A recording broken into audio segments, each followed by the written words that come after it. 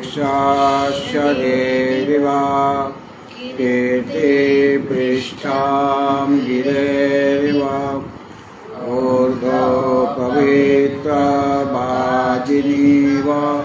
स्वामृतमस्मि द्रविणां सवर्चसां सुमेधा अमृतोक्षितः इति त्रिशङ्कोर्वेदानुवचनम्। ॐ शान्तिः शान्तिः शान्तिः।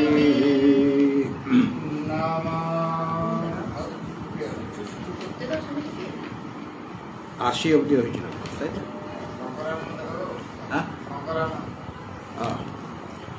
নমঃ শ্রী শঙ্করানন্দ গুরুপাদাম্বুজন্মনে সবিলাস মহামোহ গ্রাহ গ্রাসৈককর্মণে।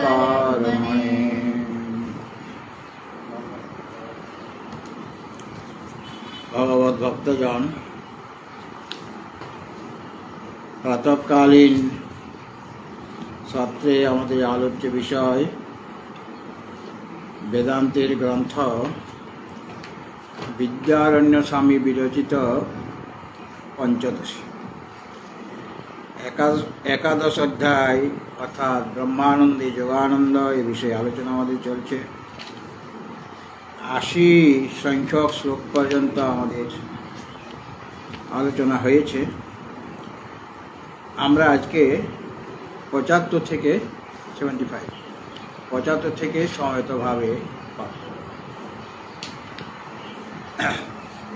কর্মভিপ্রেরিত পশ্চান নানা দুঃখানি ভাবয়ন শনৈর্বিস্মরতি ব্রহ্মানন্দমেশোখিলো জনঃ প্রাগুর্ধমপি নিদ্রায়া পক্ষপাতো দিনে দিনে ব্রহ্মানন্দেনান্তেন প্রাজ্ঞোऽস্মিन् বিবদেতক ননতোऽস্মিং স্থিতো ব্রহ্মানন্দশ্চেদ্ভাতি লৌকিকাः অলসাশ্চরিতাर्थास्यो শাস্ত্রেণ গুরুণা ত্রয়ীম বালং ব্রহ্মেতি বিদ্যুশ্চেৎ কৃতার্থাস্তাবতৈবতে গুরুশাস্ত্রে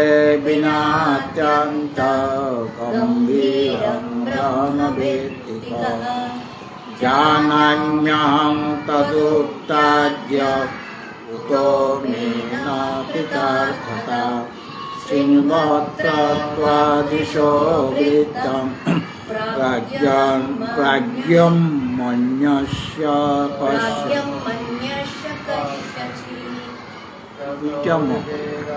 চতুর্বেদ বিদেদেয়ং ইতি শ্রীনিবর্ণভোচত বেদাশ্চত্বার ইত্যেবং বেদ্মি মে দিয়তাং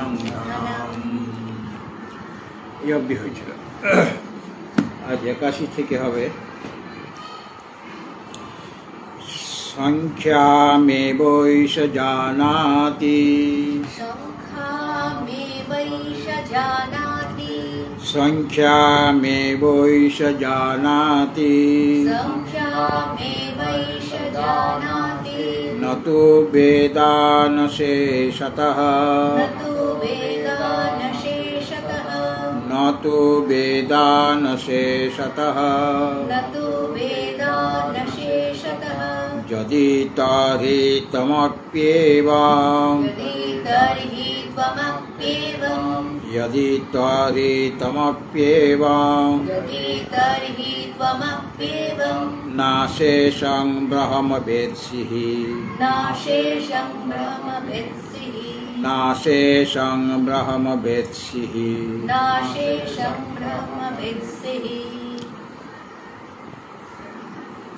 একজন ব্রাহ্মণ,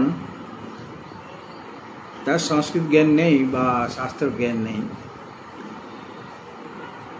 সে শুনেছিল যে কোনো একজন ধনী ব্যক্তি এরকম বলেছে যে যিনি চতুর্বেদবিদ তাদেরকে ধন দেওয়া হবে। এই কথাটা শুনেই সে পাণ্ডিত্য অভিমানী হয়ে সেই ধনী ব্যক্তির কাছে এসে বলল যে আমাকে ধন দাও, কেন আমাকে ধন দাও।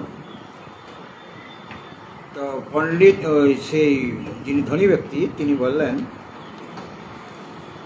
তুমি জানো, তুমি কি বেদবিদ? বলে হ্যাঁ। কী করে? যে বেদশ্চত্তারঃ, বেদ হচ্ছে চারটা, কাজে এটা তো আমি জানি, কাজে আমাকে ধনরাশি দাও। তো বেদ চারটা, এই যে কথাটা বেদ যে চারটে, এটা তুমি জানলে কেমন করে তোমার মুখ থেকে? তুমি তো বলেছে চতুর্বেদ বিদে, চতুর্বেদ বেদ চার প্রকার, সেটা আমি বুঝে গেলাম।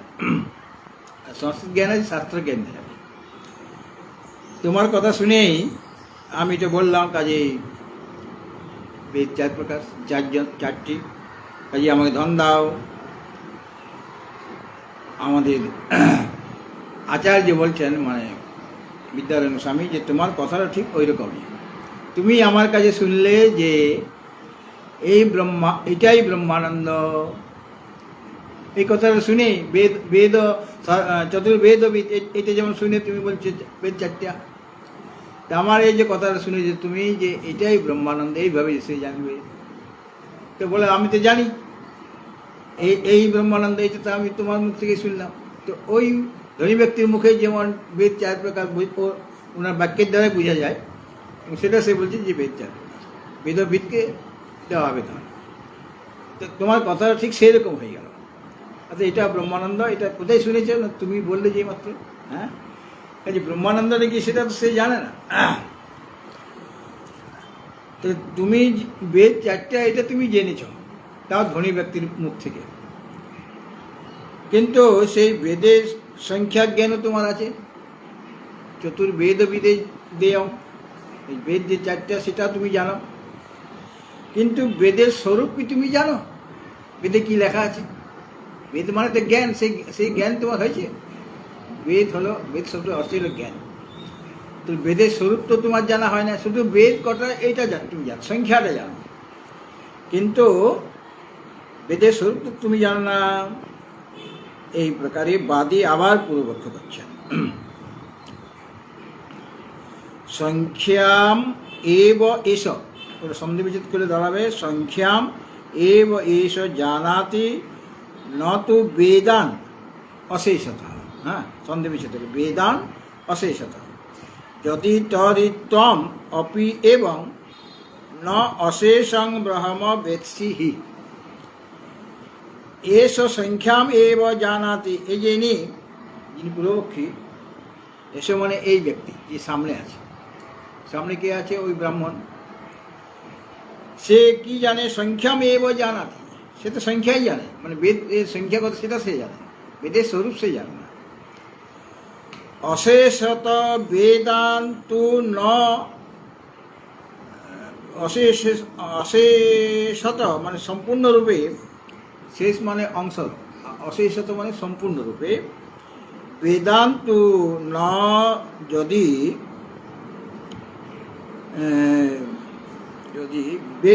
যদি তুমি সম্পূর্ণ বেদ সমূহ জানো না, অশেষত বেদান্তু ন, অর্থাৎ সম্পূর্ণরূপে বেদ সমূহ তুমি জানো না, তু ন। যদি এরকম কেউ বলে যে তুমি অশেষত সম্পূর্ণরূপে তো বেদকে জানো না, তরি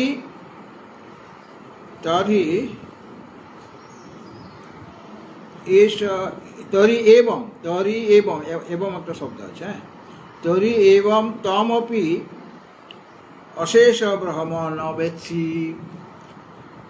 অর্থাৎ এই পুরুষ, যিনি সেই পাণ্ডিত্য অভিমানী যে ব্যক্তি, হ্যাঁ, অথচ মূর্খ, সেই ব্যক্তি কেবল বেদের সংখ্যাটাই জানে, বেদ চারটি এটা সে জানে, সম্পূর্ণরূপে সে বেদ সমূহ জানে না।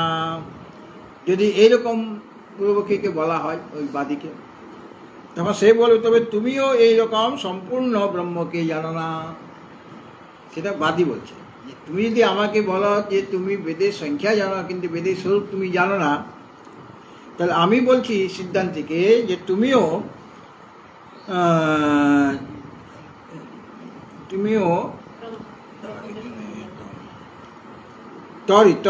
তাহলে এবং তমপি এই প্রকার তুমিও অশেষম ব্রহ্মণবেশী সম্পূর্ণরূপে তুমিও বেদ জানো না। এটা বাদী সিদ্ধান্তিকে বলছে যে আমাকে যদি তুমি বলো যে আমি বেদ জানি না, বেদের সংখ্যাই জানি কেবল, কিন্তু বেদের স্বরূপ জানি না, তাহলে আমিও তোমাকে বলছি যে তুমিও তো এইভাবে সম্পূর্ণরূপে ব্রহ্মকে জানো না। ঠিক আছে, সিদ্ধান্তি দৃষ্টান্তে সমতা বা সঙ্গতি দেখিয়ে সমাধান করছেন। হ্যাঁ, এই চতুর্বেদ জ্ঞান অভিমানীর নাই। চতুর্বেদের জ্ঞান তার আছে, চারটা যে বেদ সেটা তার জ্ঞান আছে। ওই ব্রাহ্মণ যিনি নিজেকে পণ্ডিত মনে করছেন, চতুর্বেদ জ্ঞান অভিমানী নাই, তুমিও অশেষম মানে সম্পূর্ণরূপে ব্রহ্মণ অবেদসী ব্রহ্মকে জানো না। অর্থাৎ ওকে যেটা বলা হয়েছিল যে তুমি শুধু বেদের সংখ্যাতেই জানো আর অন্য কিছু জানো না, বেদের স্বরূপ জানো না, তখন ওই বাদীও বলছে তোমারও তো একই অবস্থা। তাহলে পর এবং তম অপি এবং এই প্রকার তুমিও, তম অপি মানে তুমিও অশেষং ব্রহ্মণ অবেদসী সম্পূর্ণরূপে ব্রহ্মকে তুমি জানো না। বেদের সংখ্যা যেমন বেদের স্বরূপ থেকে ভিন্ন, বেদের সংখ্যা আর বেদের স্বরূপ দুটো আলাদা কিনা।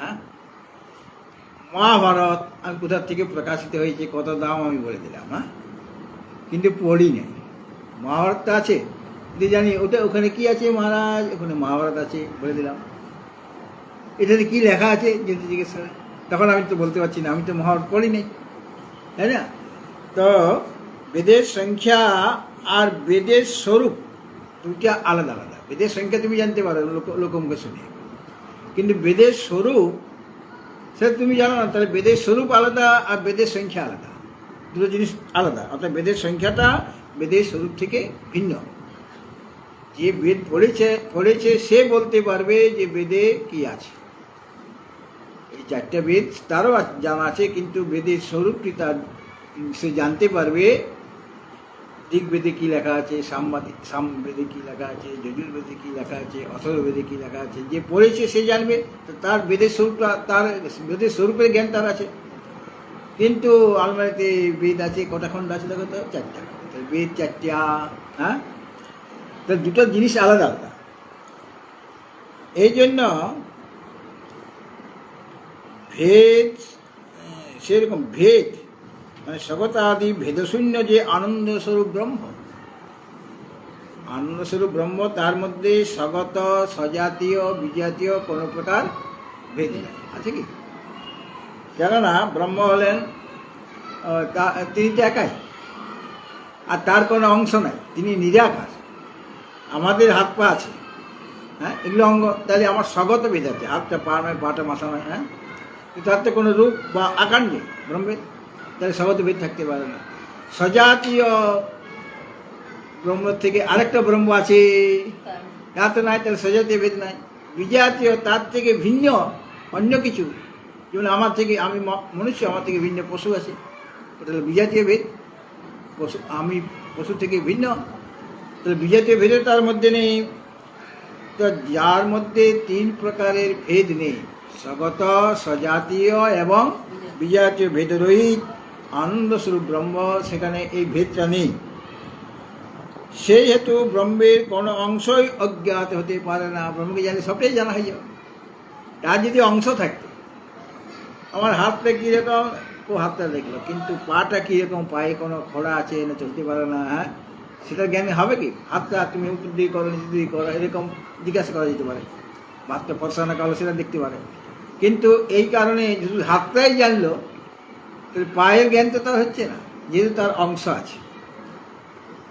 অন্ধ যদি চারজন অন্ধ হাতি দেখছে, যে সুরে হাত দিয়েছে সে বলছে এটা তো একটা ডান্ডার মতো বা কিছু একটা মতো, কানে হাত দিয়েছে এবং এই হাতি তো কুলার মতো। এক একজনের অভিজ্ঞতা এক এক রকম, কেন তাদের পুরো অংশটা জ্ঞান হচ্ছে না, কারণ তার একটা অঙ্গ প্রত্যঙ্গ আছে, এই জন্য আংশিক জ্ঞান হচ্ছে। যে চক্ষুষ্মান সে সম্পূর্ণ হাতিটাকে দেখতে পাবে, কিন্তু যে অন্ধ তার তো স্পর্শ করে একটা অংশের জ্ঞান হচ্ছে। সেরকমভাবে এই ব্রহ্মকে তার সাথে তুলনা করা যাবে না, কেন তিনি নিরাকার, তার কোনো আকার নেই, মানে কোনো অংশ নেই। কাজেই ব্রহ্মের কোনো অংশ অজ্ঞাত থাকতে পারে না, মানে তার তো অংশই নেই। অংশ যদি থাকতো যে এই অংশটার জ্ঞান হয়েছে, ওই অংশের জ্ঞান হয় না, কারণ তার তো কোনো অংশী নাই। কাজেই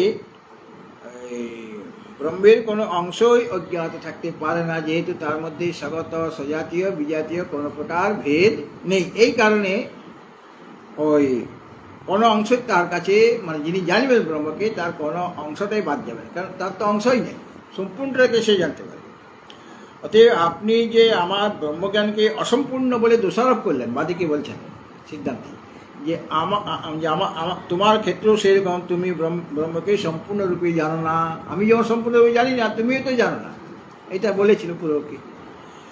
সেটার উত্তর বলছেন এই কারণে, যেহেতু ব্রহ্মের কোনো অংশ নেই, তিনি নিরাকার, কোনো প্রকার ভেদ নেই ব্রহ্মের মধ্যে, কাজে যিনি জানবেন তাকে সম্পূর্ণরূপে জানবেন। কিছুটা জানলো কিছুটা জানলো না, এরকম হতে পারে না, কারণ তার অংশ নেই।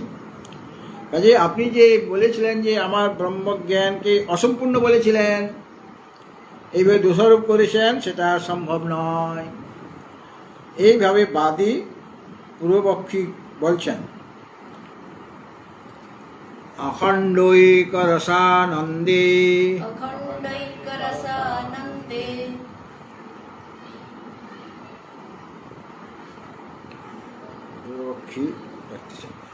অখণ্ডৈক রসানন্দে মায়া তৎকার্য বর্জিতে অখণ্ডৈক রসানন্দে, পুরোটা বলছি, অখণ্ডৈক রসানন্দে মায়া তৎকার্য বর্জিতে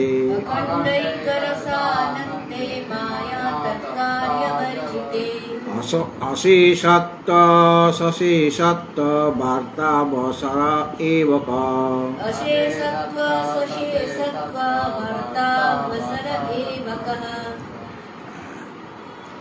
মায়া তৎকার্য বর্জিতে। আমাদের এই যে সংসার, মায়ার কার্য,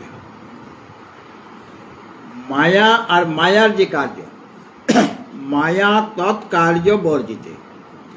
মায়া আর মায়ার যে কাজ, তৎকার্য মানে মায়ার যে কার্য, এই দুটোই যেখানে নেই, মায়াও নেই আর মায়ের কার্যও নেই। হ্যাঁ, তিনি কে? না, অখণ্ডৈক রসানন্দে, যিনি অখণ্ড একরস এবং আনন্দ স্বরূপ। অখণ্ড একরস এবং আনন্দ স্বরূপ যে ব্রহ্ম, তিনি অখণ্ড মানে পূর্ণ, খণ্ড করা যাবে না। তিনি অখণ্ড আর একরস মানে একই রকম, আর আনন্দে, এটা সপ্তমী ব্যক্তি লাগানো হয়েছে। হ্যাঁ, যেমন ওটা যিনি বলা হলো মায়া তৎকার্য বর্জিতে, এখানে একই বিভক্তি। হ্যাঁ, একই বিভক্তি, একই বচন, একই লিঙ্গ হয়। মায়া এবং তৎকার্য মানে মায়ার যে কাজ, যার কথাটা আগে বলা হলো, মায়া আর তৎকার্য বললে বুঝতে হবে মায়ার কার্য। এই দুটা থেকে রহিত কে? না, অখণ্ড একরস যে আনন্দ, তিনি মায়া আর মায়ের কার্য থেকে রহিত, বর্জিত মানে রহিত, মানে ব্রহ্মকে বলা হলো এটা অখণ্ড। তিনি একরস এবং আনন্দ স্বরূপ। এমন যে ব্রহ্ম, সেই ব্রহ্মে অশেষত্ব সশেষত্ব বার্তাবসর, এটা পূর্ণ এটা অপূর্ণ, এরকম বলা যাবে?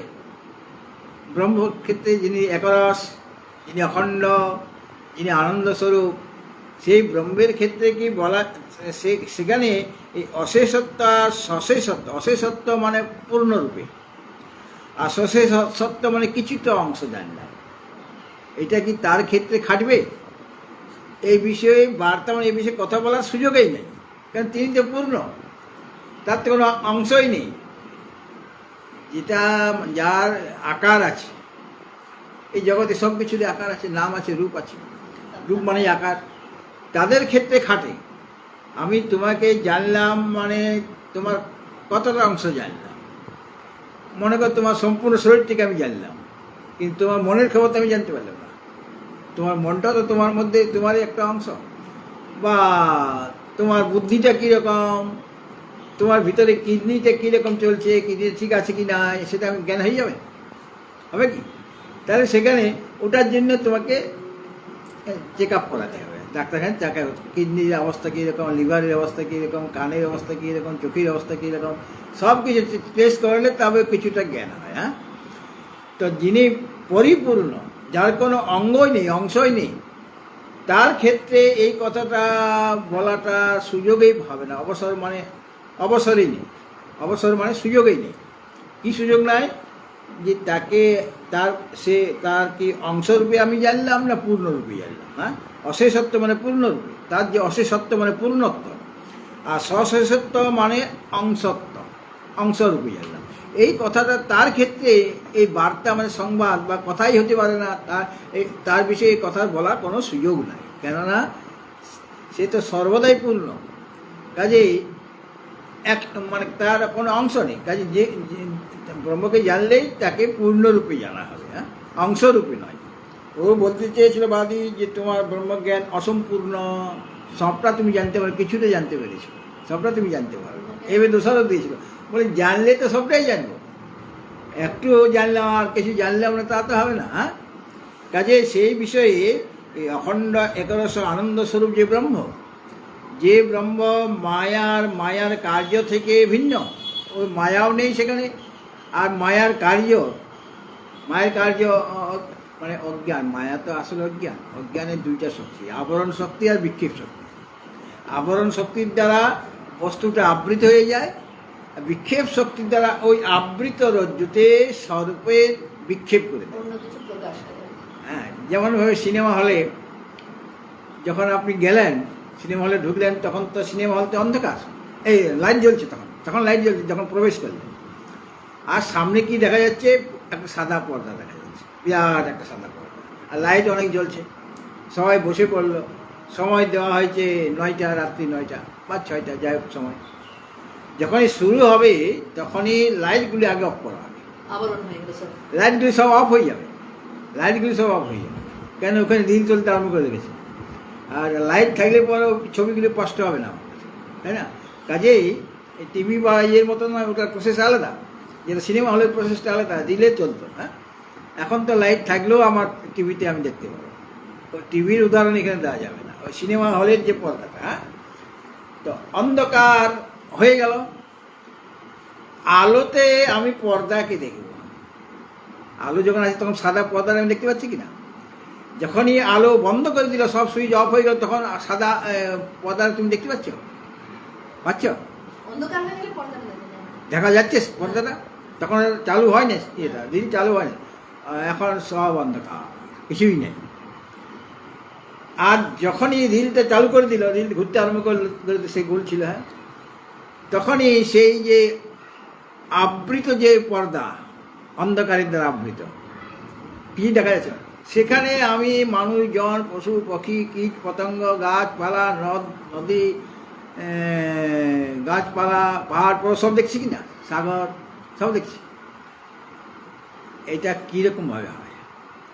আলোতে আমি সাদা পর্দা দেখব, যখন জ্ঞানালোক আছে আমার, তখন আমার পরব্রহ্মের দর্শন হয়।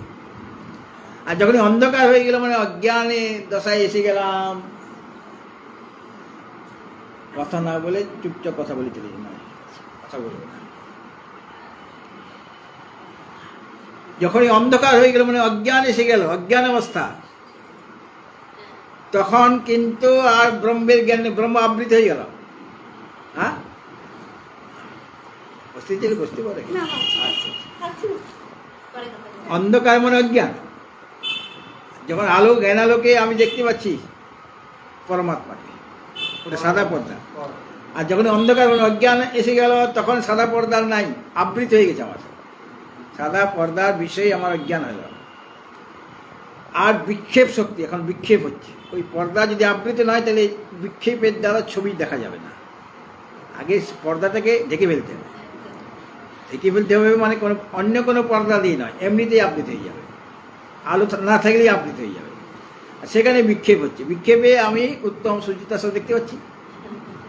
ঠিক সেরকমভাবে আমাদের কি অবস্থা হয়েছে, মানে ব্রহ্ম বিষয়ক যে অজ্ঞান, তার দ্বারা ব্রহ্ম আবৃত হয়ে গেলেন। ব্রহ্মকে ব্রহ্ম বলে বুঝতে পারে, তিনি সর্বত্র রয়েছে, অথচ তাকে তার অনুভব হচ্ছে না। আর তখন বিক্ষেপ শক্তি দ্বারা সেখানে জগৎ দেখতে পাবো। কাকে আশ্রয় করেছে? পর্দাকে আশ্রয় করে ছবিগুলি। পর্দা না থাকলে ছবি দেখা যাবে? যত ছবি আমি দেখতে পাচ্ছি, পাহাড় পর্বত নদী নালা, ওই সাদা পর্দাটাকে আশ্রয় করে তো এগুলো দেখা যাচ্ছে। সেরকমই যত জগৎ প্রপঞ্চে যা কিছু আমি দেখছি, ওই সাদা পর্দা মানে পরমাত্মা, তিনি অধিষ্ঠান আশ্রয় রূপে রয়েছে, কিন্তু ঢাকা রয়েছে। তিনি আছেন বলেই এই জগৎ প্রপঞ্চে দেখা যাচ্ছে। সুতরাং এমন যে পরমাত্মা, তিনি আছেন বলেই জগৎ। জগৎটা হলো সবিশেষ, চার অংশ আছে। এই ওনাকে দেখা গেল, তারপরে দেখা গেল না। একটা ছেলের জন্ম হলো, ধীরে ধীরে সে বড় হচ্ছে, তারপর বৃদ্ধ হয়ে গেল, তারপর একদিন বলো হরি হয়ে গেল। এইভাবে জগৎ আসছে যাচ্ছে। এরা কেউ স্থির নয়। সিনেমার বস্তু মানে দৃশ্যগুলি কি স্থির? স্থির হলে তুমি আর দেখবে না। হ্যাঁ, তখন ওই বাচ্চারা যেমন আগে দেখতো না, এই যে একটা বাক্স থাকতো আর সেখানে ফাঁক দিয়ে দেখা যেত ঘুরে ঘুরে, তাহলে ওই রকম দেখা হয়ে যেত, বাচ্চাদের দেখা হয়ে যেত। তুমি ওটা সচল দেখতে পাচ্ছ না, কিন্তু তুমি মনে করছো সব সচল, কিন্তু সব এরা আসছে যাচ্ছে এইরকম হচ্ছে। অর্থাৎ ওইগুলি সব অনিত্য, এবং ওদের আকার আছে, নাম আছে, একটা আকার আছে, আকার মানে রূপ আছে, নাম আর রূপ আছে। তিনটা জিনিস বা পাঁচটা জিনিস, অস্থি, ভাতি, প্রিয়, নাম আর রূপ। এই পাঁচ রকমের রূপ আছে। অস্থি মানে আছে, ভাতি মানে প্রকাশ পাচ্ছে, প্রিয় মানে এটা প্রিয় আমার, আনন্দদায়ক, অস্থি ভাতি প্রিয়, আর আছে নাম আর রূপ। এই যে পাঁচটা জিনিস আছে, তার মধ্যে প্রথম তিনটা, অস্থি, ভাতি, প্রিয়, এই প্রথম তিনটা হলো ব্রহ্মের রূপ মানে স্বরূপ। হ্যাঁ, অস্থি, ভাতি, প্রিয়, কি বললাম মা? মানে সৎ চিত আনন্দ। ভাতি মানে চিত, অস্থি ভাতি প্রিয় মানে সৎ চিত আনন্দ, এটা ব্রহ্মের স্বরূপ। বাকি যে দুটো আছে নাম আর রূপ, ওটা জগতের স্বরূপ। কিন্তু নাম আর রূপের দ্বারা অস্থি ভাতি প্রিয়টা ঢাকা পড়ে গেছে। হ্যাঁ, ওটার দ্বারাই নাম আর রূপ, আমার এই নাম, আমার এই রূপ। এইভাবে নাম রূপকে ত্যাগ না করলে অস্থি ভাতিকে লাভ করা যাবে না। এবং এই যে অস্থি ভাতি প্রিয় স্বরূপ যে পরমাত্মা, তার কোনো আকার নেই, তাই তো, তার কোনো রূপ নেই। কেন? সেখানে শব্দ, স্পর্শ, রূপ, রস, গন্ধ কিছুই নেই। ওগুলি থাকলে আকার হতো। বৃহদারণ্যক উপনিষদে বলা হয়েছে, যেমন একটা মাটির ঢেলা যদি জ্ঞান হয়ে যায়, মাটির যদি জ্ঞান হয়ে যায়, তাহলে মাটি থেকে তৈরি সমস্ত যে কার্যগুলি সকলের জ্ঞান হয়ে যাবে কিনা? আমি তো বলতে হবে এটা মাটির ঘরটা দেখি বলবো এটা তো মাটির ঘট, মাটির অলঙ্কার কাজে ওই যে নাম আর রূপ সব মিথ্যা। ওখানে মৃত্তিকায় সত্য বলা হয়েছে। হ্যাঁ, মৃত্তিকায় সত্য মানে উপাদান কারণ সত্য। সেরকম এখানে যাকে আশ্রয় করে এই সমস্ত জগৎ প্রপঞ্চ দেখা যাচ্ছে, সেইগুলি বিকারী, সেইগুলি বিনাশী। তাদের নাম আছে এবং সেগুলি তার রূপ মাত্র আছে, শব্দের উচ্চারণ হয় মাত্র, কিন্তু ওগুলি সত্য নয়। সত্য কি না, যিনি অস্থিভাতি প্রিয় রূপে রয়েছেন। সুতরাং এই যে পরমাত্মা, তার মধ্যে সেটা সে নিজে মায়াও নয় বা মায়ের কার্যও নয়, অজ্ঞানও নয় আর অজ্ঞানের কার্যও নয়। তাহলে সেই ব্রহ্ম হলেন মায়া। মায়া মানে অবিদ্যা বা অজ্ঞান বলতে পারে, অনেকগুলি নাম। তো মায়া বা মায়ার কার্য যেখানে নেই, পরমাত্মাতে অজ্ঞান কি তাকে আশ্রয় করতে পারে? তাকে কি আমাদের মতো জীবের মতো কি বিচলিত করে দেবে? মায়াও নয়, মায়া থেকে রই এবং মায়ার কার্য থেকেও রই। এমন যে অখণ্ড মানে পূর্ণ একরস এবং আনন্দস্বরূপ ব্রহ্ম, তৎ বিষয়ে এটা অশেষ মানে সম্পূর্ণ, অশেষত্ব মানে সম্পূর্ণত্ব, আর সবিশেষত্ব মানে অসম্পূর্ণত্ব, ওটা ব্রহ্মের ক্ষেত্রে খাটবে না। তার জন্য এই বার্তা মানে সংবাদ এইরকম কথাই বলার সুযোগই তার বিষয়ে নাই। বার্তা অবসর এই বকত মানে সেখানে এই কথা বলার সুযোগই নেই। কোথায় সেই সুযোগ আছে? অর্থাৎ কে এই কথাটা বলতে পারে? মানে ব্রহ্মের সম্পূর্ণতা বা অসম্পূর্ণতা কথার অবসর কোথায়? কয়ে কি ব আছে? এই যে ক পরে যে লেখা আছে ব নেই না? আচ্ছা,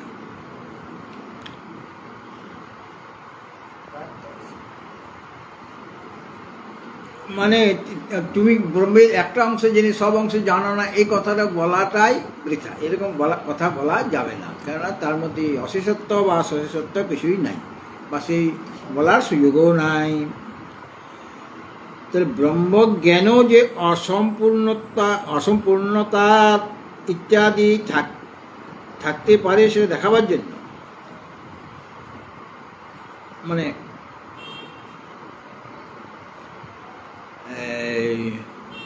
এখন সিদ্ধান্তী বাদীকে জিজ্ঞাসা করবেন যে ব্রহ্মজ্ঞানও যে অসম্পূর্ণতাদি ব্রহ্মজ্ঞানও যে থাকতে পারে তা দেখাবার জন্য আমি ব্রহ্ম জানি এরকম দম্ভকারী যে বাদী মানে পুরোক, আমি ব্রহ্ম জানি,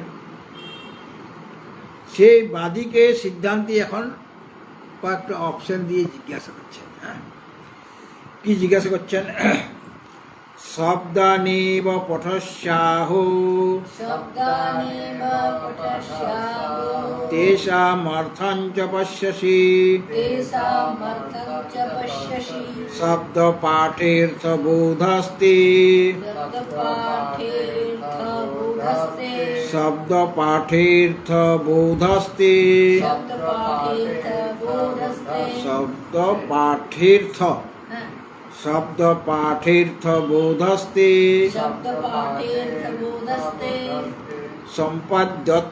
সম্পাদ্যত্বেন শিষ্যতে।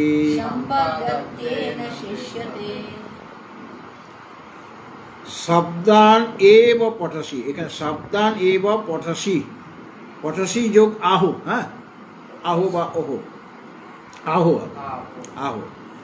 শব্দান এব পঠসি, তুমি কেবল শব্দ পাঠ করছো। শব্দান এব পঠসি মানে সেই ব্রহ্ম কিরকম, তিনি অখণ্ড, একরস, অদ্বিতীয়, সচ্চিদানন্দরূপ ব্রহ্ম ইত্যাদি শব্দগুলি তুমি পাঠ করছো। হ্যাঁ, এই যে শব্দগুলি পাঠ করছো, এই জন্য বলছেন তুমি কেবল শব্দান এব পঠসি, তুমি কেবল শব্দগুলি পাঠ করছো। শব্দগুলি পাঠ, হ্যাঁ পূর্বপক্ষী বলছে, হ্যাঁ পূর্বপক্ষী বলছে, পূর্বপক্ষী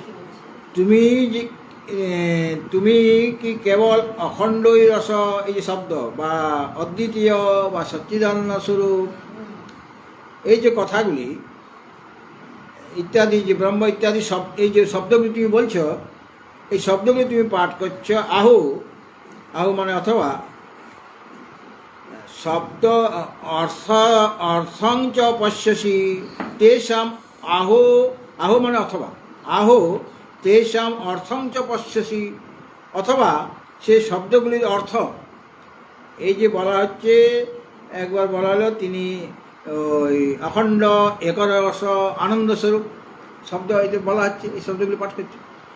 তুমি কি কেবল ওই শব্দগুলি পাঠ করছো? অখণ্ড একরস, অখণ্ড একরস, অদ্বিতীয় বা আনন্দস্বরূপ এরকম কেবল শব্দগুলি পাঠ করছো। আহো মানে অথবা, তেষাম অর্থং চ পশ্যসি, তাদের অর্থও জানো তুমি। পশ্যসি মানে দেখা, দেখা মানে এখানে জানা।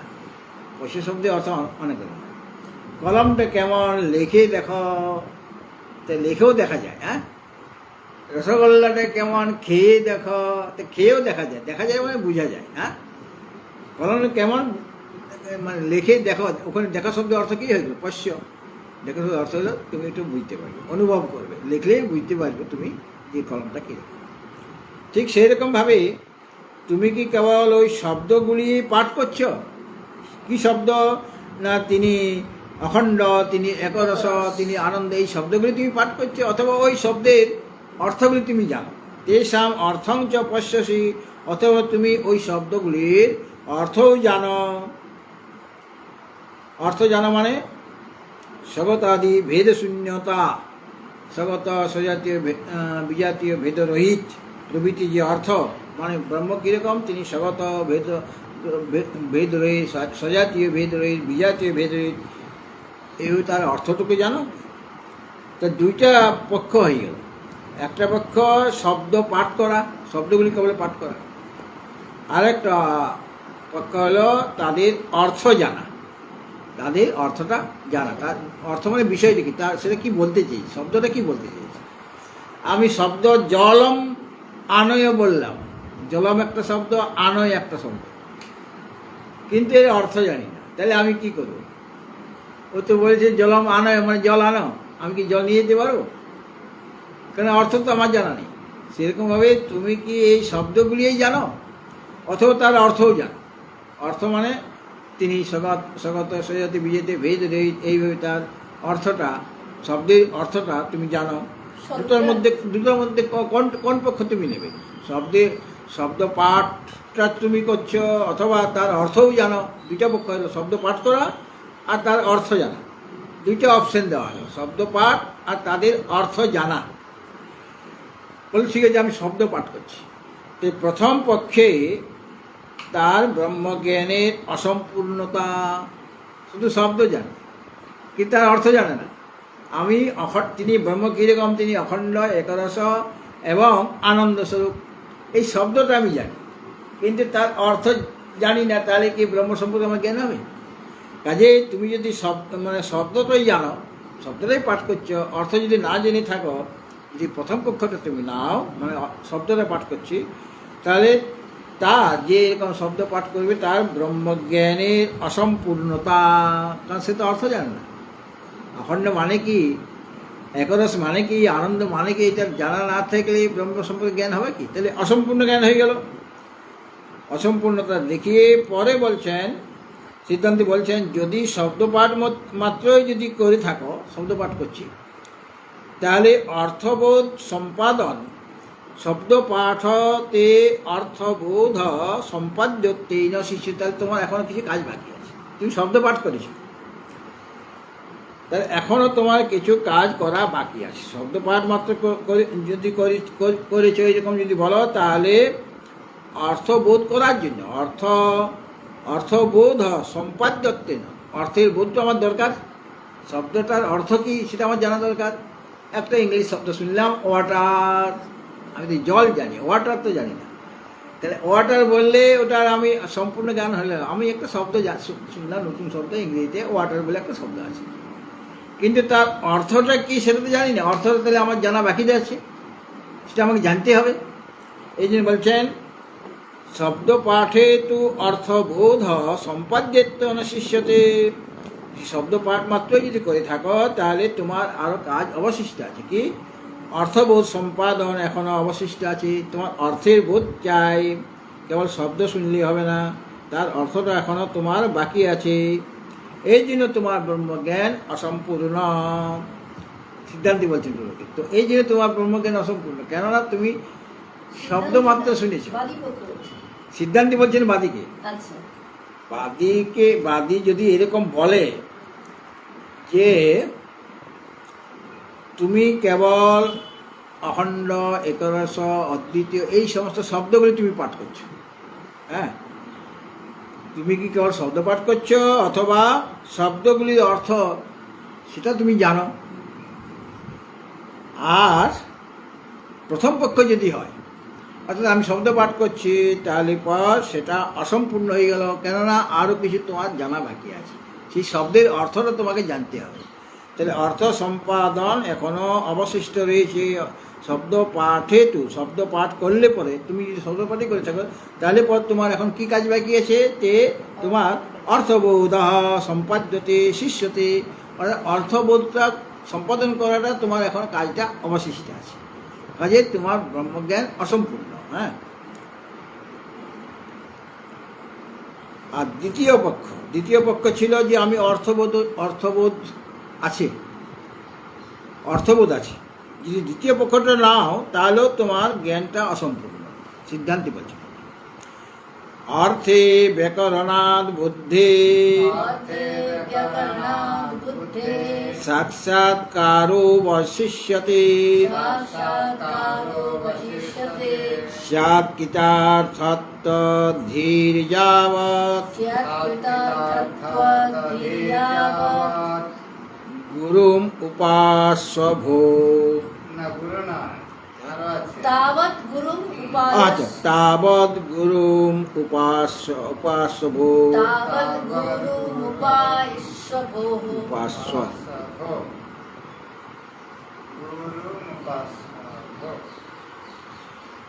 মানে দ্বিতীয় পক্ষ মানে আমি শব্দের অর্থ জানি, বলে অর্থ জানলে তোমার জ্ঞানটা অসম্পূর্ণ শিখে যাবে, সেইটাও বলছে দেখো।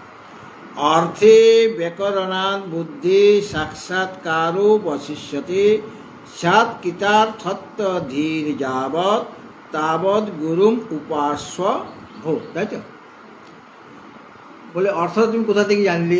একটা শব্দ তার অর্থটা কোথা থেকে জানলে? আমরা ব্যাকরণ থেকে জানতে পারি। ব্যাকরণাৎ অর্থে বুদ্ধি, ব্যাকরণ শাস্ত্র আমার জানা আছে কোন শব্দটা কোথা থেকে উৎপন্ন হলো। যেমন গচ্ছতি, যে ব্যাকরণ জানে সে জানে গম ধাতু থেকে লট লকারে তি প্রত্যয় লাগিয়ে গচ্ছতি রূপটা হয়। গচ্ছতি মানে লট লকারের ওটা একটা রূপ। গচ্ছতি মানে গচ্ছতি সে বলতে পারবে, কারণ ব্যাকরণ শাস্ত্র তার পড়া আছে। কাজে শব্দটার অর্থ সে জেনে যাবে কিসের দ্বারা? ব্যাকরণ শাস্ত্র থেকে শিখাবে। হ্যাঁ, যেমনভাবে নয়ন মানে নিয়ে যাওয়া, তো এটা ধাতু থেকে জানা যাবে কি প্রত্যয় লাগে। নয়ন মানে নিয়ে যাওয়া, আনয়ন মানে আনা, আনয়ন মানে নিয়ে আসা, নয়ন মানে নিয়ে, নয়ন মানে চক্ষু, সেটা অন্যভাবে হয়। নয়ন মানে নিয়ে যাওয়া, আনয়ন মানে নিয়ে আসা। আমরা বলি না আনো, ওটা আনয়নের মানে ক্ষুদ্র রূপ। আনয়ন মানে আনো, আর সেটাকে আমরা আনয়ন মানে আনা। আর আমরা বাংলায় বলি আনো, আনয় থেকে আনো বলাই, ইয়েটা বাদ দিয়ে দিলাম। সংস্কৃতি। আর নয় মানে নিয়ে যাওয়া, আনয়ন আর নয়ন। আনয়ন মানে আনা হলো, নয়ন মানে নিয়ে যাওয়া হচ্ছে। তাহলে অর্থে ব্যাকরণাৎ বুদ্ধি, ব্যাকরণাৎ অর্থ বুদ্ধি, ব্যাকরণ শাস্ত্রের দ্বারা তোমার অর্থের জ্ঞানটা হলো, অর্থবোধ হলো। তো অর্থবোধ তো হলো, সাক্ষাৎকার কি হয়েছে? ব্রহ্ম সম্পর্কে তো আমরা জানি ব্রহ্ম কোথা থেকে আসছে, বৃহত্ত্বাৎ বৃহত্ত্বাচ্চ আত্মা ব্রহ্ম ইতি জ্ঞেয়তে। ব্রহ্ম শব্দের প্রকৃতি প্রত্যয় দেখলেই বুঝে যায় ব্রহ্ম শব্দের অর্থটা কি। এটা সর্বাপেক্ষা বৃহৎ, এবং তাকে জানলে যে জানতে চাইবে তাকেও বৃহৎ করে দেবে, সর্বাপেক্ষা বৃহৎ করে দেবে, সেটা হলো ব্রহ্ম। এটা তো পুরো ব্যাকরণ শাস্ত্র পড়লেই জানা যায়। তো এইটুকু জানলেই কি তোমার মুক্তি হয়ে যাবে? তোমার আত্মসাক্ষাৎকার করতে হবে। এই জন্য তো শ্রবণ মনন নিধিধ্যাসনের প্রয়োজন আছে। তার দ্বারা আত্মসাক্ষাৎকার হবে, মানে ব্রহ্মের সাক্ষাৎকার হবে। তো ব্রহ্মের সাক্ষাৎকার না হলে জ্ঞানটা অসম্পূর্ণ থেকে যাবে কি না? আমার তো ব্রহ্ম সম্পর্কে যিনি অনেক শব্দ শুনেছি, তিনি অশব্দম, অস্পর্শম, রূপম, অরসম ইত্যাদি আমি জানি। তার মধ্যে শব্দ নেই, স্পর্শ নেই, রূপ নেই, রস নেই, বা ব্যাকরণ শাস্ত্র থেকে ব্রহ্মের শব্দটার অর্থ কি সেটা আমার জানা হয়ে গেছে।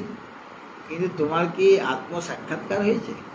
যদি আত্মসাক্ষাৎকার না হয় তাহলে তোমার জ্ঞানটা অসম্পূর্ণ কিনা। তুমি অর্থ জানো, এবং ব্যাকরণ শাস্ত্র, ব্যাকরণ নিয়ে তুমি বিরাট পণ্ডিত ব্যক্তি, কাজে কোন শব্দ তার কি অর্থ তুমি অনায়াসেই জানতে পারবে। কোনো ডিকশনারি খুলতে হবে না তোমাকে। ব্যাকরণ তাকে অর্থটা জানার জন্য তাকে ডিকশনারি খুঁজে দেখতে হবে না যে এই শব্দটার অর্থ না, কারণ তার প্রকৃতি প্রত্যেই তার অর্থটা বলে দেবে। মানে এক একটা শব্দ সে তার অর্থটা সে নিজেই বলছে। আমাদের শব্দগুলি, সংস্কৃত শব্দ, সে নিজের শব্দটা নিজেই প্রকাশ করছে। কেন? তার ধাতুটা কি, তার প্রাতিপদিকটা কি, এবং কোন লকার, ধাতু হলে কোন লকারে, বা কৃত প্রত্যয় আছে কি না, কোন কৃত প্রত্যয় আছে, এগুলি জানলে পরে তার অর্থটা জানা হয়ে যাবে। হ্যাঁ, ওটি জানলে পরে অর্থটা বলে দেবে সে। মানে তোমার শব্দটাই তোমাকে অর্থ বলে দিচ্ছে, কেন তোমার ব্যাকরণ শাস্ত্র জানা আছে।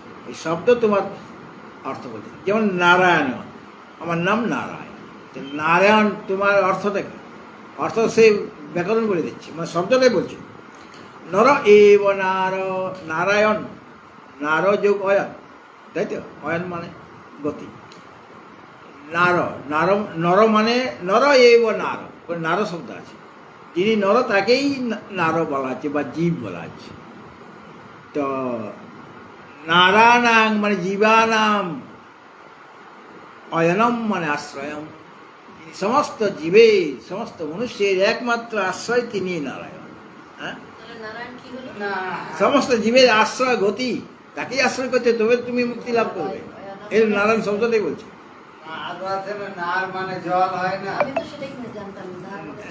নানারকম ভাবে অর্থ করা যায়। নর এব নার, এটা ভাষ্যে বলা হয়েছে, ভাষ্যে গীতা ভাষ্যে বলা যায় নর এব নার। যে নর মানে স্বার্থ প্রত্যয় লাগানো যায়, স্বার্থে, মানে নার মানেই নর। হ্যাঁ, নার শব্দ অর্থ নর, নর এব নার, যিনি নর তিনি নার। সেই নার মানে সমস্ত মানুষের যিনি একমাত্র, অয়ন মানে গতি বা আশ্রয়, অন্য কোনো গতি নেই আমাদের, তিনি একমাত্র গতি আমাদের, তাকেই পেতে হবে। অর্থাৎ যাকে পাওয়ার জন্য মানব লালায়িত জন্ম জন্ম থেকে, তিনি হলেন নারায়ণ। হ্যাঁ, কাজে আমার গুরুকে নারায়ণং পদ্মহং বশিষ্ঠ, নারায়ণের নামটা আগে দেওয়া, কেননা তিনি সমস্ত জীবের একমাত্র গতি, একমাত্র আশ্রয়, তিনি পরম গুরু। কৃষ্ণ বন্দে জগৎগুরু, কৃষ্ণ নারায়ণ একই আছে। তো তিনি হচ্ছেন আমাদের আদিগুরু, তিনি হচ্ছেন আদিগুরু। তার থেকে ধীরে ধীরে সম্প্রদায়, গুরু সম্প্রদায়টা প্রবর্তিত হয়েছে। সুতরাং শব্দই অর্থ বলবে, বলে ঠিক আছে, ওইরকমভাবে যদি হয়, অর্থে ব্যাকরণাৎ বুদ্ধি, ব্যাকরণ শাস্ত্র দ্বারা তোমার অর্থের বুদ্ধি হয়েছে, মানে অর্থবোধ হয়েছে, হলেও সাক্ষাৎকার অবশিষ্যতে, সাক্ষাৎকার করা এখনো বাকি আছে। তাহলে তোমার জ্ঞানটা, আমার অর্থ জানা হয়ে গেছে, তাহলে তোমার অর্থ জানলে তোমার জ্ঞান সম্পূর্ণ হয়ে গেল কি? সম্পূর্ণ যদি হতো তাহলে আর কিছু জানার বাকি থাকতো না, কিন্তু আরও জানার বাকি আছে। কি জানার বাকি আছে? সাক্ষাৎকার তোমার হয়নি এখনো। সাক্ষাৎকার হলে তবে সম্পূর্ণ হবে। তাহলে দেখো, শব্দ শুধু জানি, শব্দ পাঠ করছি, তাহলেও তোমার অসম্পূর্ণ, কারণ শব্দের অর্থ তুমি জানো না। ঠিক আছে, আমি অর্থ জানি, অর্থ জানলেও তোমার সাক্ষাৎকার হয়েছে কি? তো সাক্ষাৎকার অবশ্যই তোমার এখন সাক্ষাৎকার করাটা বাকি আছে, মানে সম্পূর্ণ হয়নি। আমি কিছুটা এগিয়েছি, আমি যে তার দিকে এগিয়ে যাইনি তা না, আমি এগিয়ে গিয়েছি, কিন্তু আবার আমার কিছু কাজ এখনো বাকি আছে। কি কাজ? সাক্ষাৎকার করাটা এখনো অবশিষ্যতে, মানে অবশিষ্ট আছে। যাবৎ, এখানে যে অবশিষ্যতে, কৃতার্থত্ব ধীর যাবৎ তাবৎ গুরুং উপাস্য ভো। যাবৎ কৃতার্থত্ব ধী তাবৎ ভো গুরুং উপাস্য, মানে এখনো তার আত্মসাক্ষাৎকার হয়নি, অর্থবোধ তার হয়েছে, শব্দের অর্থবোধ তার হয়ে গেছে, ব্যাকরণ শাস্ত্র তারা জেনেছে, কিন্তু তার এখনো সাক্ষাৎকার হয়নি, সাক্ষাৎকার করাটা বাকি আছে। তো যতদিন পর্যন্ত না কৃতার্থত্ব ধী, আমি কৃতার্থ হলাম, এই বুদ্ধিতে যতক্ষণ না তোমার না হচ্ছে, যা মানে ওই যাবৎ, যতদিন পর্যন্ত কৃতার্থত্ব ধী স্যাৎ, যতদিন পর্যন্ত ওই কৃতার্থত্ব বুদ্ধি না আসে, এখানে কৃতার্থত্ব ধীর যাবৎ তাবৎ গুরু উপাস্য হোক, আর যতদিন পর্যন্ত না তোমার কৃতার্থত্ব বুদ্ধি, মানে আমি কৃতার্থ হলাম, আমি কৃতকৃত্য হলাম, আমার জীবন ধন্য, মানে আমি কৃতকৃত্য হলাম। যস্তাত্মরতিরেব স্যাৎ আত্মতৃপ্তস্য মানব আত্মন্যেব চ সন্তুষ্টস্য কার্যং ন বিদ্যতে। হ্যাঁ, তো ওইটা যখন হয়ে যাবে, তখন আমরা কৃতার্থ হব। কৃতার্থ হব মানে কৃত মানে কর্ম, মানে যেটা করা হয়েছে, কর্মই করা হয়ে থাকে, সে কৃত অর্থ, অর্থাৎ যখন সব কিছু করা হয়ে যাবে আমার, তখনই আমি কৃতার্থ হব, মানে কর্ম আর অবশিষ্ট থাকবে না, তখনই আমি কৃতকৃত্য হতে পারবো। তার আগে কৃতকৃত্য মানে কৃতার্থ হব না। আমি বললাম আমার জীবন কৃতার্থ হয়ে গেছে, মানে আমার লক্ষ্যে আমি পৌঁছে গেছি। তো মানুষের লক্ষ্যটা কি? ডাক্তার হওয়া, না ইঞ্জিনিয়ার হওয়া, না বিরাট বড় অফিসার হওয়া? বলে না, প্রণবো ধনু সরো হ্যাত্মা ব্রহ্মতল্লক্ষমুচ্যতে অপ্রমত্তেন বিদ্যব্যম সর্বত্তন্ময় ভবেত। ওখানে লক্ষণ বলে দেওয়া হয় সমস্ত মানুষের, সন্ন্যাসী, গৃহী, ব্রহ্মচারী, বানপ্রস্থী, মানে আলাদা আলাদা নয়, সকল মানবের, সব মানব। অন্যদের বলছে না কেন? অন্যদের পারবে না করতে। পশুপক্ষী এরা সেই লক্ষ্যে, তার লক্ষ্য বিষয়ে কোনো জ্ঞান নাই, কিন্তু মানুষের জ্ঞান আছে। কাজে লক্ষ্যটা ব্রহ্মতল লক্ষ্যম উচ্চতে, ব্রহ্ম হলে তোমার জীবনে একমাত্র লক্ষ্য, সেখানে পৌঁছাতে হবে। লক্ষ্য মানে গোল। লক্ষ্য শব্দ হয়তো ইংরেজিতে বললে গোল মানে লক্ষ্য, মানে বলটাকে ওইখানে লুকাতে হবে, তবে গিয়ে গোলটা হলো। আর তাহলে গিয়ে আমি এগিয়ে গেলাম। তাহলে পর আমার লক্ষ্য বস্তু, মানে যেখানে আমাকে পৌঁছাতে হবে, সেটা হলো ব্রহ্ম। তাকে সেখানে পৌঁছাবার জন্য কী করতে হবে? প্রণব ধনু সরোহী আত্মা, স্বর বান হলো আত্মা, মানে জীবাত্মা। সে এখন লক্ষ্য থেকে দূরে আছে। লক্ষ্য মনে করো ওই বৃক্ষটা, বা বৃক্ষের মধ্যে যে পাখি যে বসে আছে, ওটা আমার লক্ষ্য। হ্যাঁ, আর বান যাবে সেখানে ভেদ করতে, লক্ষ্য ভেদ হবে। জীবাত্মা হলো বান। সে ওই পাখি থেকে অনেক দূরে, মানে ব্রহ্ম থেকে অনেক দূরে নিজেকে দূরে করে রেখেছে, মানে উপাধির জন্য সে নিজেকে দূরে আছে বলে মনে করছে। তা আমার বান চালাতে গেলে প্রণব চাই, ধনু চাই। বান চালাতে গেলে ধনু চাই। ধনুটা কি? প্রণব ধনু। প্রণবটা ধনু, মানে ওঙ্কার জপ করতে হবে, ওঙ্কার উপাসনা করতে হবে। সরোহী আত্মা। আর ব্রহ্মতল লক্ষ্য মুচ্যতে, ব্রহ্ম হল আমার লক্ষ্য। তাহলে কী করতে হবে? অপ্রমত্তেন বিদ্যব্য, খুব সাবধানতা অবলম্বন করে, কোনো প্রমাদ রাখা যাবে না। সত্যবান লভতে জ্ঞানম তৎপর সংযতেন্দ্রিয়, তৎপর হয়ে থাকতে হবে, শ্রদ্ধা থাকতে হবে, তৎপর হতে হবে, মানে লেগে থাকা। তৎপর মানে লেগে থাকা। এটা করলাম আজকে, বুঝতে পারলাম না, মহারাজ কাল থেকে আসবো, তাহলে সে কি জানতে পারবে?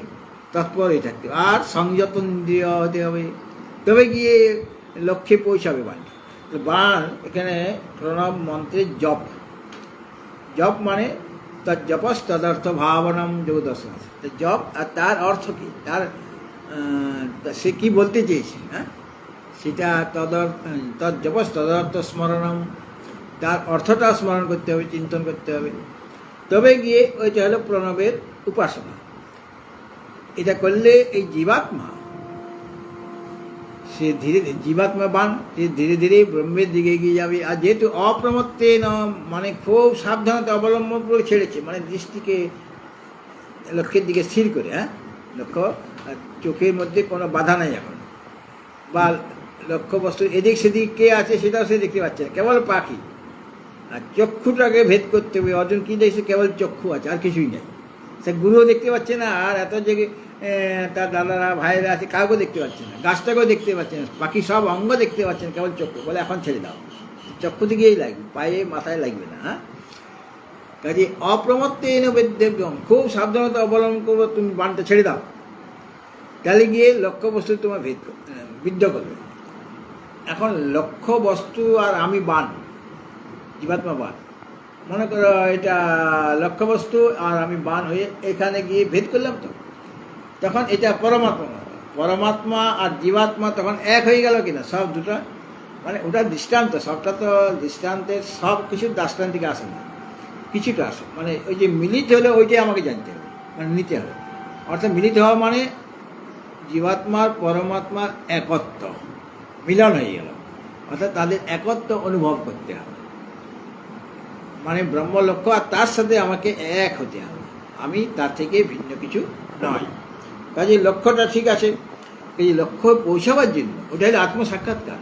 সে আত্মসাক্ষাৎকার করার জন্য তোমার আরও কিছু প্রয়োজন, কারণ ওই কাজটা করা বাকি আছে। এখন তোমাকে গুরুর কাছে যেতে হবে, গুরুর উপদেশ সেই প্রথম থেকে তোমাকে শেখাবে, শ্রবণ মনন নিন্দা সেগুলো শেখাবে তোমাকে, আর তোমাকে সেইভাবে সেটা ফলো করতে হবে, মানে কার্যে পরিণত করতে। শুধু উপদেশ শুনলাম আর সাক্ষাৎকার হয়ে তা নয়, আমাকে শ্রবণও করতে হবে, মননও করতে হবে, আর নিদিধ্যাসনও করতে হবে। এই করতে করতে আমার ব্রহ্ম সাক্ষাৎকার হবে। কাজে ওই কাজটা এখনও বাকি। গুরু সেবা তোমার এখনও করা হয় নাই। তুমি তো ব্যাকরণ পড়েছ স্কুলে কলেজে গিয়ে, হ্যাঁ, ইউনিভার্সিটি গিয়ে ব্যাকরণে আচার্য হয়ে গেছে তুমি। তো ব্যাকরণের আচার্য হলে সে সাহিত্য পড়তে পারে, অন্যান্য শাস্ত্র পড়তে পারবে, অর্থ বুঝতে পারবে, উপনিষদও পড়তে পারবে। কিন্তু কেবল পড়ে গেলে তোমার জ্ঞান হবে, সাক্ষাৎকার হবে? মানে এমনি সে ভাষ্য কী বলছে সে বুঝতে পারবে, সাক্ষাৎকার হবে না। কেননা সেটা গুরুর কৃপা না হলে সাক্ষাৎকার হবে। তার কাজেই গুরু সেবা চাই, ব্রহ্মচর্য পালন চাই, গুরুর উপদেশ চাই। শাস্ত্র তো আমাকে উপদেশ দিচ্ছে, কেবল শাস্ত্র পড়ে আমার আত্মসাক্ষাৎকার হয়ে যাবে না। এই শাস্ত্র ছাড়াও আমার গুরু, শাস্ত্র চাই, শাস্ত্র এবং গুরু দুটো জাগও বলা আছে। শাস্ত্র অধ্যয়ন করতে গুরু, গুরু কী পড়াবেন? শাস্ত্র পড়াবেন। বা শাস্ত্রের কথাগুলি আবার যদি স্কুল কলেজে পড়েও থাকো, এখন তো ইউনিভার্সিটিতেও সংস্কৃত বেদান্ত নিয়ে যারা পড়েছে তাদের বেদান্তের কথা তারা শুনছে। কিন্তু যে পড়াচ্ছেন সে হয়তো একজন গৃহস্থ, সেও সংসারে মেতে আছে, আর তার ছাত্রছাত্রী তারাও সংসারে মেতে আছে। তো কে কাকে রক্ষা করবে, কে কাকে বন্ধন থেকে মুক্ত করবে? যে মুক্ত হয়েছে তার কাছে যেতে হবে। ক্ষত্রিয় এবং ব্রহ্মনিষ্ঠ গুরু, সে গৃহস্থ ব্যক্তি হতে পারে, তাকে ক্ষত্রিয় হতে হবে আর ব্রহ্মনিষ্ঠ যে ব্যক্তি হোক না কেন, ক্ষত্রিয় ব্রহ্মনিষ্ঠ, সে মুক্ত, এবং সে তোমাকে, তুমি বন্ধন দশায় আছো, তোমাকে মুক্ত করতে সমর্থ। কাজে তার কাজে যেতে হবে, তবে কিন্তু আত্মসাক্ষাৎকার হবে। আত্মসাক্ষাৎকার হলেই তুমি বন্ধন থেকে মুক্ত হয়ে গেলে। সুতরাং এখানে বললেন যাবৎ কৃতার্থত্ব ধীস্যাৎ, অর্থাৎ যতক্ষণ না পর্যন্ত তোমার কৃতার্থত্ব বুদ্ধি, মানে আমি ধন্য হলাম, মানে কৃতার্থ বুদ্ধি হবে কখন? সাক্ষাৎকার হলেই কৃতার্থত্ব বুদ্ধি হবে। ততদিন পর্যন্ত তুমি কি করবে না, তাবৎ গুরু উপাস্য ভূ, ভূটা সম্বোধন করা আছে, ওহে, ও মানে ওহে, যেমন আমরা ওহে ওহে, ততদিন পর্যন্ত তাবৎ গুরু উপাস্য, ততদিন পর্যন্ত গুরুর উপাসনা করো। যতদিনে সাক্ষাৎকার হয়েছে ততদিন গুরুর উপাসনা করো। গুরুর উপাসনা করলেই সাক্ষাৎকার হবে। আর গুরুর উপাসনা মানে আমি শুধু পা টিপলাম, মাথা টিপলাম, এটা উপাসনা নয়। তার মুখের যে বাণী শুনতে হবে, মানে শারীরিকভাবেও যেমন সেবা করছি, হাত পা টিপিয়ে দিচ্ছি বা সেবা করছি, তার বিছানাপত্র করে দিচ্ছি, মশারি টাঙিয়ে দিচ্ছি, বা খাইয়ে দিচ্ছি, বা তার জন্য রান্না করছি, এটা তো দরকার। কেবল এটার দ্বারা হবে না, ওটা তো করবে। ওটা করছি কি জন্য? গুরু সেবা করলে তিনি যে উপদেশটা দেবেন সেটা আমি ধারণা করতে হবে। তদ্বিদ্ধি প্রণিপাতে না পরিপ্রশ্ন সেবা, তিনটে কাজ করতে বলেছি। প্রণিপাত, পরিপ্রশ্ন, সেবা। পরিপ্রশ্ন মানে আধ্যাত্মিক প্রশ্ন, তুমি তোমার ঘরের কথা বলবে না, আমার মায়ের শরীর খারাপ, মহারাজ কী করবো এখন, ওইগুলো দরকার, তুমি গুরুর কাছে। আচ্ছা, কাজে সেখানে আত্মতত্ত্ব, হ্যাঁ, তার কথা জিজ্ঞেস করতে হবে, কীভাবে আমি জানবো, তার সাক্ষাৎকার কীভাবে হবে, এইটা হলো পরিপ্রশ্ন। বিবেক জীবনে বলা আছে কি, মানে আমি মায়াতে কীভাবে আবদ্ধ হলাম, কীভাবে মায়া থেকে মুক্ত হব, মায়া কি, ব্রহ্মস্বরূপই বা কী, কীভাবে আমি আবদ্ধ হয়ে গেলাম, এই সমস্ত কথা জিজ্ঞাসা করা। আর তখন তিনি সেই মায়ার হাত থেকে রক্ষা করার জন্য, মুক্ত করার জন্য তোমাকে উপদেশ দেবেন। এই জন্য ভো মানে ওহে, বাদিকে বলছে ওহে, বা শিষ্যকে বলা হচ্ছে যে তাবৎ গুরু উপাস, ততদিন পর্যন্ত তুমি গুরুর উপাসনা করো। তাহলে এখানে সত্যি এই যে মূলে যে ব্যাকরণাৎ এই পদটা আছে, ব্যাকরণাৎ মানে ব্যাকরণ থেকে এই পদটা রয়েছে, মানে অর্থে ব্যাকরণাৎ বুদ্ধি, তাই না? তো ব্যাকরণাৎ মানে ব্যাকরণ থেকে, মানে ব্যাকরণ শাস্ত্র আমি পড়ছি আর কি, তার থেকে এই পদ রয়েছে, তা দেখে সেটা বেদাদিরও উপদেশ, মানে বেদু বলা হয়েছে তুমি শিক্ষা, কল্প, ব্যাকরণ, নিরুক্ত, ছন্দ, জ্যোতিষ, এগুলি বেদাঙ্গ আর কি। হ্যাঁ, বেদাঙ্গ হলো 6টা। বেদাঙ্গ তুমি পড়বে, বেদকে জানতে গেলে বেদের অঙ্গ জানতে হবে। অর্থাৎ শিক্ষা, কল্প, ব্যাকরণ, নিরুক্ত, ছন্দ, জ্যোতিষ, এইগুলো বেদাঙ্গ। সুতরাং ব্যাকরণটা বেদাঙ্গের মধ্যে পড়ছে, কারণ বেদকে জানতে গেলে বেদাঙ্গ চাই, 6টা হলো বেদাঙ্গ, এইগুলো তোমার জানতে হবে। তো ব্যাকরণ থেকে এই পদ রয়েছে, তা বেদাদিরও উপলক্ষণ। ব্যাকরণ থেকেই যেমন আমার শব্দের অর্থ জ্ঞান হয়, সেরকম বেদাদির পাঠও বুঝে নিতে হবে। বেদাদির যে বেদাদি মানে বেদ বা অন্যান্য শাস্ত্র, ব্যাকরণ, এটা উপলক্ষণ। উপলক্ষণ শব্দের অর্থ যেমন নতুন একজন বৌমা হয়েছে শাশুড়ি মা, তো খুব শাশুড়ি মাকে খুব ভালোবাসে, তার কথা মতো চলে, ভালো বৌমা, আচরণ ভালো। এখন শাশুড়ি মায়ের একটু কাজ আছে, বাইরে ঘরের বাইরে যেতে হবে। তো দই রয়েছে, দইয়ের হাঁড়ি রয়েছে, ওটাকে একটু রোদে দিয়েছে মানুষ। আর বৌমাকে বলে গেল যে বৌমা কাকে যেন মুখ না দেয় দইটা, বলে ঠিক ঠিক। আমি এইখানে বসে রইলাম, চেয়ারে বসে রয়েছে। বৌমা মা বলে, শাশুড়ি মা বলেছে কাজে, তো আমাকে এই কাজটা করতে হবে। তো কাক আসলেই তাড়া করছে লাঠি নিয়ে, বা আয়না রেখেছে একটা, আয়না দিয়ে তার চোখের মধ্যে ফেলছে। হ্যাঁ, আর কাক আর ভয়ে কেউ বসতে পারছে না। কিন্তু একটা বিড়াল এসে চুপচুপ করে সব খেয়ে চলে গেল। সে আর কিছু বলছে না, বৌমা কিছু বলছে না, এটা তো কাক না। শাশুড়ি বলছে কাকের হাত থেকে দড়ি রক্ষা করবে। তো কাককে তো আমি আসতে দিইনি, বাবার কাকে লাঠি দিয়ে পাটি পিটাবো না। আর আয়না রেখেছে, আয়নাতে ওই লাইটটি ফেলছে, সে আরও ভয় পেয়ে যাচ্ছে। কাক আর বসার সাহসই পাচ্ছে না। ওই বৌমাকে দেখলে কাক দূর থেকে পালিয়ে যাচ্ছে, সুরেশ মাছকে দেখে যেমন বান্ধবী পালিয়ে যায়। হ্যাঁ, কিন্তু বিড়াল সে এসে খাচ্ছে, বৌমা কিছুই বলছে না। সে কে বলছে খেয়ে যাও, খেয়ে যাও। মনোহর বলছে খেয়ে যাও। তো শাশুড়ি মা এসে দেখছে বিড়ালে দই খাচ্ছে। শাশুড়ি মা বলছে যে কী করলে, তোমাকে যে বলে গেলাম বারবার।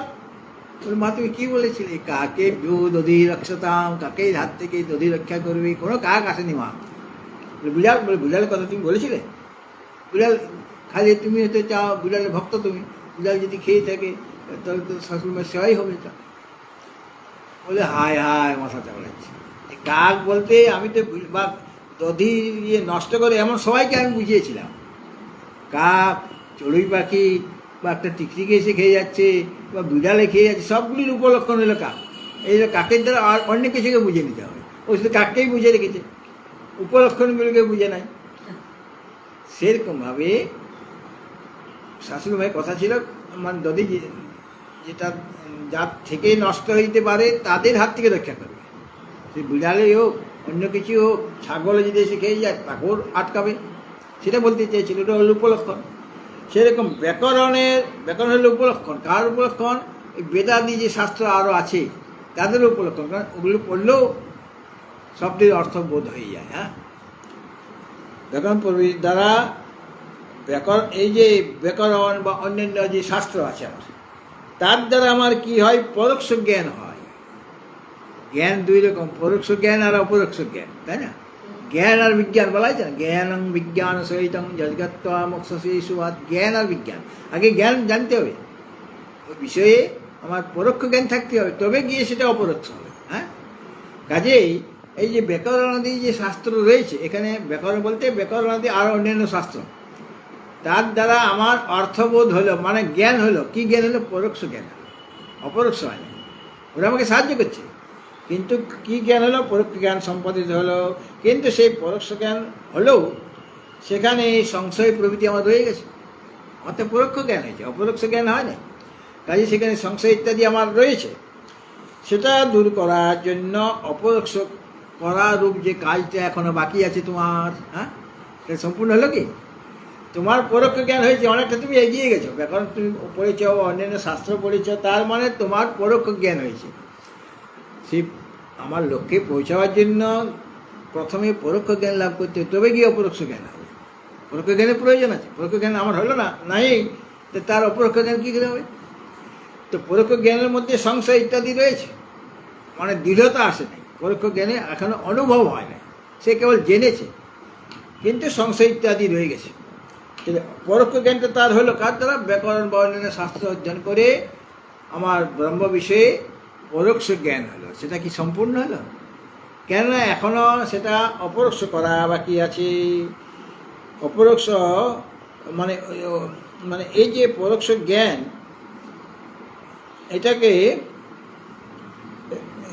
এটা হলো সংশয় প্রভৃতি আমার রয়ে গেছে।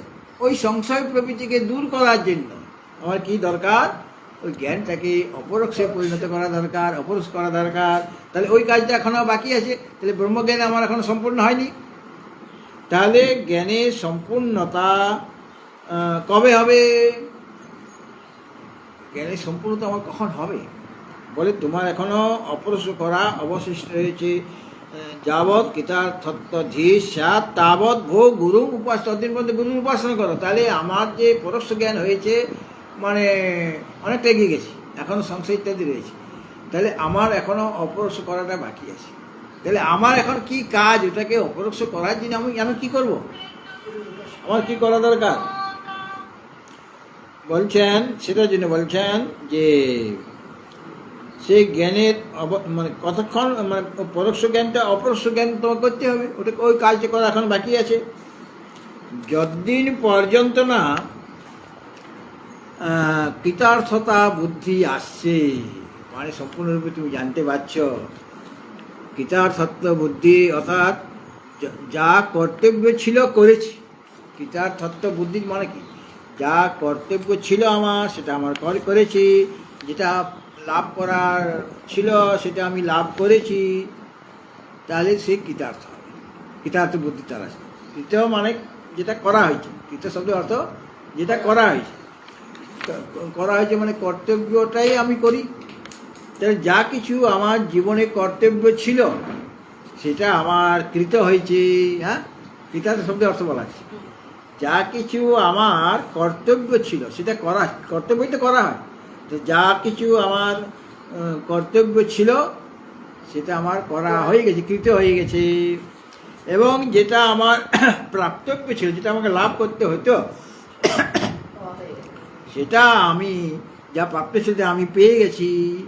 এইভাবে কৃতার্থতা বুদ্ধি যখন উৎপন্ন হবে, অর্থাৎ যা করার ছিল আমি করেছি, আর যেটা লাভ করা ছিল, লাভ করার কথা ছিল সেটাও আমি লাভ করেছি, তাহলে তার আমার কিছু নাই, আর কিছু করা বাকি আছে কি, আর কি কিছু করতে হবে? আমার যা কর্তব্য ছিল সেটা আমি পালন করেছি, আর যেটা আমার লাভ করার ছিল সেটা আমি লাভ করেছি, সেটা প্রাপ্তব্য আমি পেয়েছি। তখনই আমাদের কৃতার্থতা বুদ্ধি জাগে, তখনই আমাদের কৃতার্থতা বুদ্ধি আসে। তো যতক্ষণ না পর্যন্ত তোমার কৃতার্থতা বুদ্ধি হয়, এখানে কৃতার্থতা মানে এই যে ব্রহ্মজ্ঞান সম্পূর্ণরূপে জানা, হ্যাঁ, সেটা মানে আত্মসাক্ষাৎকার করতে, মানে পরোক্ষ জ্ঞান থেকে অপরোক্ষ জ্ঞানে পরিণত করলে তুমি তখন তোমার কৃতার্থতা বুদ্ধি আসবে। হ্যাঁ, তারপর আর তোমার কোনো কাজ থাকবে না। ওইটা যদি তুমি করতে পারো, অর্থাৎ পরোক্ষ জ্ঞানকে যে উপায় আছে সেই উপায়ের দ্বারা অপরোক্ষ জ্ঞান করো। তাহলে ওই অপরোক্ষ এখনও তোমার করা হয়নি, জ্ঞানটাকে বিজ্ঞানে পরিণত করা হয়নি, তো ওইটা করা হয়ে গেলে তোমার কৃতার্থতা বুদ্ধি আসবে। কারণ তোমার তখন কর্তব্য যা ছিল করেছো, মানে পরোক্ষ জ্ঞানের জিনিস যা যা করার ছিল করেছো, এখন অপরোক্ষ আর তোমার কিছু পাওয়ার বাকি নেই। কিন্তু একটা জিনিস এখনও ব্রহ্মের, আমি তো পরোক্ষ জ্ঞান হয়েছে কিন্তু তাহলে এখনও অসম্পূর্ণ আছে, পূর্ণ হয়নি। পূর্ণ করার জন্য আমাকে অপরোক্ষ করতে হবে, তবে গিয়ে কৃতার্থত্ব বুদ্ধি আসবে। তো যতদিন পর্যন্ত তুমি কৃতার্থত্ব বুদ্ধি না আসছে, মানে তুমি কৃতকৃত্য না হচ্ছ, ততদিন তখন আর যখন কৃতার্থত্ব বুদ্ধি আসবে তখন তোমার জ্ঞানটা সম্পূর্ণ হবে। জ্ঞান সম্পূর্ণ না হলে কৃতার্থত্ব বুদ্ধি তোমার হবে না, তাহলে তোমাকে জ্ঞানটাকে সম্পূর্ণ করতে হবে। তো জ্ঞানকে সম্পূর্ণ করার জন্য, মানে পরোক্ষ জ্ঞানটাকে অপরোক্ষ জ্ঞানে রূপান্তর করার জন্য আমার কী দরকার বলে, তাবৎ গুরুম উপাস্য হো, ওই তুমি এখন গুরুর উপাসনা করো। অর্থাৎ গুরু উপাসনা করো মানে গুরুর কাছ থেকে উপদেশ নাও, তবে গিয়ে ওই যে পরোক্ষ জ্ঞানটা তোমার অপরোক্ষ হবে। আর পরোক্ষ জ্ঞান লাভ করার জন্য আমার গুরু চাই। পরোক্ষ জ্ঞান এত সহজে হবে না, কেবল শাস্ত্র অধ্যয়ন করলেই আমার পরোক্ষ জ্ঞান হবে না। কেননা আমি তো জানার জন্য করছি, আমি তো আমার লক্ষ্য যে ব্রহ্ম সেটা তো আমার সেই বোধ হয় না, আমি নিজে নিজে পড়েছি। হ্যাঁ, আমার পরোক্ষ জ্ঞান হলো, মানে পরোক্ষ জ্ঞান লাভ করার জন্য তোমাকে সাধনা করতে হবে, তাছাড়া পরোক্ষ জ্ঞানটাও হয় না। কেবল শাস্ত্র অধ্যয়ন করলে পরোক্ষ জ্ঞান হবে না, ওটা পাণ্ডিত্য আসতে পারে, মানে অহংকার ইত্যাদি আসতে পারে। উনি যা পড়ালেন না আজকে, তা এই প্রশংসা পেতে পারে, কিন্তু সে তো নিজেই অনুভব করতে পারে না। মানে পরোক্ষ জ্ঞান হতে গেলেও সংশয় ইত্যাদি আছে, কিন্তু ওই বিষয়ে তার সংশয় আছে, কিন্তু সে জানে এটা ঠিক, এটা ঠিক, কিন্তু সংশয় আছে, সেই সংশয়টা দূর করতে হবে তার। যেটা সে জানলো সেখানে সংশয়, সেই সংশয় দূর করলে সেটা অপরোক্ষ হয়ে যাবে। সেই সংশয়টা দূর করার জন্য কি চাই, সদ্গুরুর উপাসনা করা যায়। যতদিন না কৃতার্থত্ব বুদ্ধি আসছে ততদিন তুমি গুরুর উপাসনা করা, অর্থাৎ গুরুর উপদেশ শ্রবণ করো, গুরুর সেবা করো, গুরুর উপদেশ শ্রবণ করো। আর কি করবে, সে অনুসারে তুমি তোমার থেকে চালু রাখো, সাধনকে চালু রাখো, তবে গিয়ে ওটা অপরোক্ষ হয়ে যাবে। তখন তোমার ব্রহ্মজ্ঞান সম্পূর্ণ হবে। যতদিন না ব্রহ্মজ্ঞান সম্পূর্ণ হচ্ছে ততদিন তুমি গুরুর সেবা করো। গুরুদেব একবার বললেন আমাকে, তুমি কত পড়বে, বছরের বছর তুমি পড়ছোই যে, মানে অনেকদিন ধরে আমি তো মানে নিশ্চিন্তভাবে পড়াশোনা করতে পারিনি। অনেক কাজ কর্মের মাধ্যমে আমাকে পড়াশোনা করতে হয়েছে, অনেক পরিশ্রম করতে হয়েছে, তাহলে আমাকে সময়টা বেশি লাগছে। তো সাধারণ শাস্ত্র জানতে গেলেও সেরকম পরিশ্রম করা দরকার। আর বিশেষ জ্ঞান ওইটাই শাস্ত্রীয় যে পরোক্ষ জ্ঞান হচ্ছে, আমার শাস্ত্র মানে এই উপনিষদ ইত্যাদি পড়েছি, এবং এই যে পঞ্চদশী বা বিয়োগ চূড়ামণি এগুলো আমাদের পড়া দরকার। পড়ার জিনিস আমাদের অনেক আছে, পড়তে গেলে সারা জীবনে পড়ে কুলাতে পারবে না। যেটুকু আমার দরকার প্রস্থান্তরী, সেইটা পড়লেই হয়ে যায়। তো এটা আমি প্রস্থান্তরী পড়ে নিয়েছি, ভাষ্য পড়েছি, কিন্তু পরোক্ষ জ্ঞান হয়েছে আমার, অপরোক্ষ জ্ঞান হয় না। কাজে তুমি গুরুর কাছে যাও, আর তবে গিয়ে গুরু সেবা করলে তিনি অপরোক্ষ জ্ঞান, তোমার জ্ঞানটাকে বিজ্ঞানে তিনি রূপান্তরিত করবেন। যজ জ্ঞাত্বা জ্ঞানং বিজ্ঞান সহিতং, যজ জ্ঞাত্বা, যাকে জানলে, যজ জ্ঞাত্বা বিমোক্ষসি, এই সংসার বন্ধন থেকে তুমি মুক্ত হয়ে যাবে। কাজে এখনও তোমার কিছু করার বাকি আছে, তোমার জ্ঞান এখন সম্পূর্ণ হয়নি। যতদিন না সম্পূর্ণ হচ্ছে জ্ঞান, ততদিন তুমি গুরুর উপাসনা করো। গুরুর উপাসনা করলে তার কৃপায় তোমার জ্ঞান হয়ে যাবে। এবং থাকে ওম পূর্ণমদা পূর্ণমিদং পূর্ণাৎ পূর্ণমুদচ্যতে পূর্ণস্য পূর্ণমাদায় পূর্ণমেবাবশিষ্যতে। ওম শান্তি শান্তি শান্তি। হরি ওম। পরোক্ষ জ্ঞান আর অপরোক্ষ জ্ঞান বলতে আমার তখন